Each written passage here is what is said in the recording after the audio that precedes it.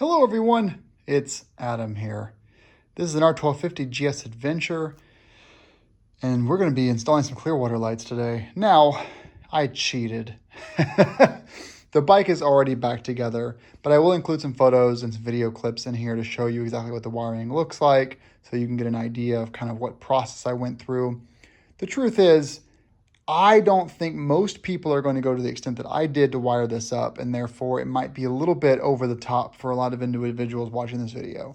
And therefore, I just wanted to kind of give you the overview of where we are now, as opposed to document the whole take apart. But I will say, if you want to do the wiring like I did, watch my video called R1250GS Adventure Front Shock Install. Watch the first half of that, where I go through removing all of this down to the fuel tank, the air box, all the fairing, all those parts will come off the bike for you to do this wiring. What do I mean by that? Well, I have wiring that is, you can actually see it, a little bit of it right there, underneath there, that red and blue, that red and black. That's going underneath the fuel tank. It's actually going down under there. I have I think this would work. So ABS pump is right there. The fuel air box goes right there and hooks into these two bolts right here. So I think there's a lot of space, but I basically fastened the Erica Sevina harness here, just zip tied it to the top of the ABS pump. I don't think the ABS pump gets very hot unless I'm racing. And then I fastened the Dixi light down here. So I think it'll all like that. And then I have the power leads coming out here off the side and the data cable coming back along this pipe right there. Well, it's going to go down there and then in. But I verified that the wire on the other side, there's plenty of slack on the other side to wire it in. In the past, I've hooked it up here underneath the fuel tank behind the frame rail there. And then it's going over to the front, and then it's going up a little wiring harness holder to here, and splitting both sides, left and right. So it's not even, you can't even really see it from that angle. You can see a bit right there. You can see a little one right, there's the little cord coming out of the lights right there. But basically it's all underneath the fuel tank and the air box.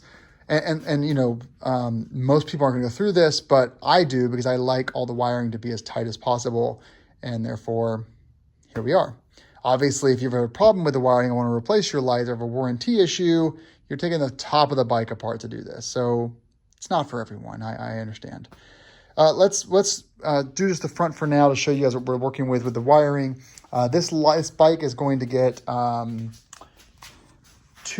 Dixi lights that are mounted to the lower crash bars there and there, except I'll be putting them on alt-rider bars, which are coming in a couple of days.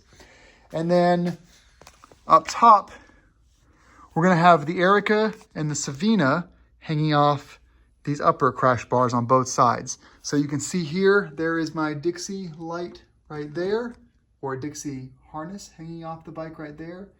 And then here's the one on the other side hanging down right there. So it'll basically be enough to run out to the light. And then up top, you'll see there is a Erica plug there. And over here is a Sevina plug right there where that zip tie is. And so basically using Clearwater's quick disconnects, everything is in place in order to put this all into the alt-rider crash bars. Okay, with that out of the way, I was going to use the Neutrino Plus in order to wire this up. However, Neutrino's instructions require a couple of extra steps. It also almost like requires removing the can opener completely. I didn't want to go through that. Clearwater's software, hardware integration with the Canbus system is so good. I don't want to introduce additional complexity. So this is going to be used for my heated gear, my cell phone charger, an SAE port for charging the bike, my security system, and like 2 other things. So this will be fine. It's occupied. It can push the lights that I have, but it had some weird instructions around like eliminate the can opener and buy this other thing from us, this relay, and I just didn't want to go through that. So what I did do though, if you're curious, if you need you don't want this installed, but if you do need an ignition wire that tells this to wake up or some other fuse block, There's a blue and red cable coming out of this fuse connector here. You can posi tap into in order to power whatever you have. So since I'm eliminating the Trino, I took the cables that Clearwater sends me. These are these here. I cut them down. I made my new terminations and I put the positives here. So I wrapped them behind and around. I have to zip tie all this up, and then the negatives right here. Everything is in, honestly, pretty good shape. It just needs to be managed a little bit, and then you'll see some of the wiring under here. It has to get brought up and then zip tied in like that. So it looks like a mess, but remember we have 4 forward-facing high-powered lights, so it's heavy gauge wire that we're using there. Okay, now to the back of the bike. I'm giving you guys a little overview here, like it's a quick step. So if you have any questions, put a comment in the below. How do you wire up the Billy brake light? Well, pretty easy actually. Let's go underneath the bike and I'll show you what I did. So as you can see, that cable comes out of the Billy brake light right there. It's not taut, it is loose. Zip tie, and then that goes straight up into here and through there. Where you say? Well, here's what you do. You're actually going to take a T30 and you're going to unhook the screw there and the screw on the other side over here. These are just sort of captive. These just kind of hook in there, like little hooks. And so then you can drop this down, and this little piece of plastic just hangs a little bit. There's enough wiring in there to keep it from falling. Then you can run that Billy brake light cable straight up there and then back. There it is there. The way I got it through that hole is there's a hole right there. This is actually the brake light. I grabbed a pick and I grabbed this out. I pulled the brake light out. I unhooked the wire into the brake light, set the brake light aside, ran the Billy brake light wire in, and then put the brake light back in place, connected, and then push that closed. Now we have some stuff in the way. Let's get things organized here. The can opener is going to plug into this, this wire right here. So here's your can opener plug. This is the can opener 3 Rev 2.2, which is an older model. Yours will have a newer revision if you order it new. And then this is the 1 data cable that goes all the way down underneath the ECU through here. And so I have 2 data cables, one coming out of the 2 Dixis and one coming out of the Erica and the Sevina. Those connect to another data cable that sits basically right here underneath the fuel tank. And so this is the 1 data cable that goes all the way forward, underneath, and connects there, and then it splits off into those dual power harnesses. Your situation, if you have like a couple of Kristas and a couple of Darlas, or a couple of Ericas and a couple of Sevinas, it's going to be far more simpler. My wiring harness is very complex compared to a lot of setups because I have those 4 really high-powered lights. And therefore, they need a custom harness that basically is 2 power harnesses, 1 heavy gauge wire, 1 smaller gauge wire, and then splits into 2 data cables back to 1 data cable, which runs all the way to here. Very complicated. Yours will be much simpler, I promise. So we have the can opener here. You have the Billy brake light is actually wired into, where is it? Where did I put that thing? Let's see here.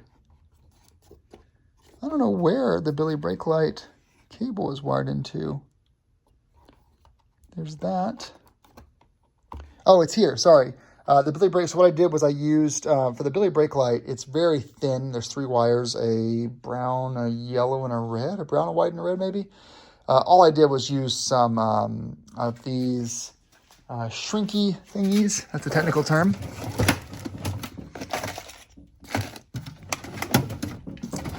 Where are you at? Where are you at? These guys. So I used these. I used the little red ones right there. And then after those were installed and heat shrink with a heat gun, I then used these heat shrink things to shrink them down even further. And then I wrapped them in an automotive tape, which is this stuff here, which is really used for kind of automotive wiring harnesses. So I wrapped them up in that. And then I tucked it into the this clip here after zip tying it all together. And then finally, I have some Velcro that you can apply to things and really keep stuff pretty solid. If you want to, you can grab a drill bit set. I would recommend the the 5/32 or 9/64 drill, and you can put a couple of holes in here and then run a zip tie over that if you'd like to, just like I did here with the neutrino. See, there's zip ties there on both sides. So up to you if you want to hold this down even better. There's no moving parts, so it really doesn't really matter if it flops around too much. But if you want some security, put some of that in there. I don't like wires hanging around, so I have some, some stuff all tightened down there. It's not so intense that like there's no movement. I allow a little bit of play in my stuff because I think that it's kind of healthy to have a little bit of play in there. If you do it too tight, vibration might cause some problems. So at this point, here's what's going to happen. I'll put the crash bars on in another video, and then I will mount up the Dixis, the Erica, and the Sevina. Why did I not do the Darlas, which I still have here, and mount them on the fork? Well, the problem is I'm drawing too much power. So with the dual Dixis, the Erica, and the Sevina, I'm drawing something like 370 watts, 400 watts. I don't plan on running heated gear. I just don't need heated gear. But the problem will be that throwing in Darlas is just going to be that much more power, and I just don't want to push it. And plus, I do ride this bike off-road, believe it or not. It's brand new. So I did 35,000 miles on my last GS with fork-mounted Darlas, never had a problem. But every time I went off-road riding with people, they would say, oh, wow, those are really hanging low and probably are going to get yanked off. Never happened. It could happen. It could happen, right? And so I got a lot of strife from people. So I'm just going to remove that complication completely, take them off the forks. I don't need them. I'll have Dixis, which have the Darla center, and then, or is it DC? It's Dixi. So we're going to pause here. In a couple of weeks, I'll come back because I'm waiting for some lights to get refurbished by Clearwater. I'll come back, and the lights that come back are going to be installed, and then we'll run through the configuration process. So very long video, one shot of me talking to myself, but I just wanted to walk you through that. And again, watch the video, the front shock install video where I pull this apart, because if you pull all this down to frame, it's not that hard. It takes about 2 hours the first time you do it, and about 2 hours to put it together. So it's a Saturday job, Saturday into Sunday maybe if you are a heavy drinker. But once you do that the first time and pull it all down, it's actually really, really easy to wire because you can put stuff exactly where you want it to go. The only advice I'll give, and I think I put a clip in here somewhere, but underneath the fuel tank, when you put the wiring, put that wiring as close to the battery box as possible, on top of the battery box. Because the higher you put that up, if you have the wiring super tight, and then you pull all the wiring back here, and you give yourself no slack at all under the fuel tank, when the fuel tank lays down, it sits a little bit low on top of that battery box, and you're going to pull at those cables and possibly tear something over time. It'll just snag out. And so set those down, push them down super low before you tighten stuff down with zip ties, and then you can zip tie it to the frame. Can we see it? No, it's under there. It's under there, but you can't see it. So do that, and then once you're all wired in, I promise you just grab your keys. Where are my keys? Grab your keys. Press the power button, and you'll see that Billy brake light is off by default because of me, but you'll see everything works. The flasher, which I configured, works. Has to be running. There it goes. So everything's good. No errors, et cetera, et cetera. But, it's all good. So 13 minutes in, we're going to stop. And through the magic of editing, I'll see you all in 2 weeks when I will have those lights installed.